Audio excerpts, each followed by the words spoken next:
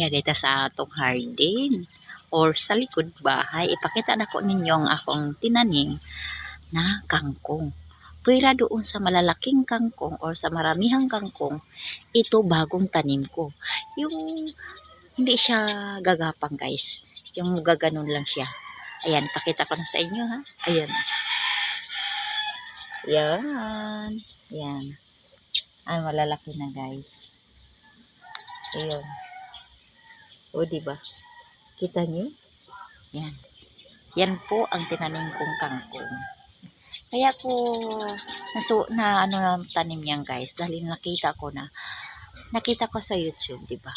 Pag marami, hindi siya gagapang diretso lang ganun. Tapos kung dadami siya puputulin mo lang. Tapos manalingsing na naman. Ayan. Kaya naisipan ko guys na magtanim yan. Pero marami akong kangkong diyan.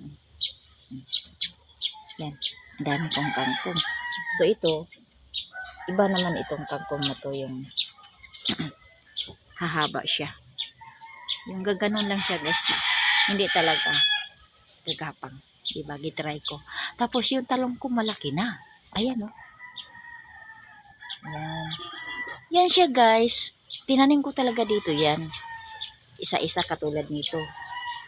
Kaso, isa lang talaga ang nabuhay. Pero matagal siya guys bago nabuhay. Ang tagal. Yan. Siguro ilang buwan yan tinanim ko dito. Tapos yan lang talaga ang nanatili. At sabi ko, parang talong ito. Kasi binili ko yan guys, yung shades niya sa TikTok. Pero isa lang talaga ang nabuhay. Pero matagal pa ha. Kasi diba nung nagtanim ako, mainit. Tapos minsan umuulan. Pero ngayon talaga, umuulan. Tapos hangin, may bagyo daw ito. Kaya, nung nakita ko na para siyang, nung maliit pa lang siya, nakita ko. Sabi ko, parang talong ito. Hindi nga ako nagkamali, guys. Ito yung tanim ko na talong. O, diba malaki na siya.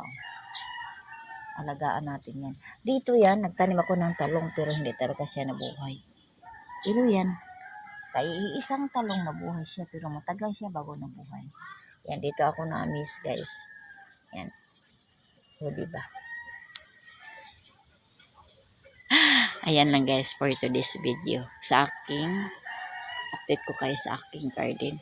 May tinanim ako na papaya guys sa TikTok. Yung mababa lang tas malalaking bunga. Wala talaga akong nakita guys na tumubo. Wala talaga. Pero antayin ko talaga yan. Katulad nito eh. Tulad nitong talong nito eh. Ang tagal. Pero yung papaya ko guys, wala talaga akong nakita. Sana naman, ngayong umuulan na lagi, sana naman umano siya. Or matagal siguro yun talaga. Kahit isa man lang guys na tumubo, tulad nitong talong. Kahit isa man lang, masaya na ako. Ito nga, masaya na ako, tumubo siya. Ang tagal-tagal, mga buwan din ang tinagal ditong tinanim ko. Hindi ko siya giluyong guys, tinanim ko diretso. Ito diretso ko lang tanim talaga, itong kangkong na to. Ayan guys, for today's video, yan na po ang update ko sa aking hardin.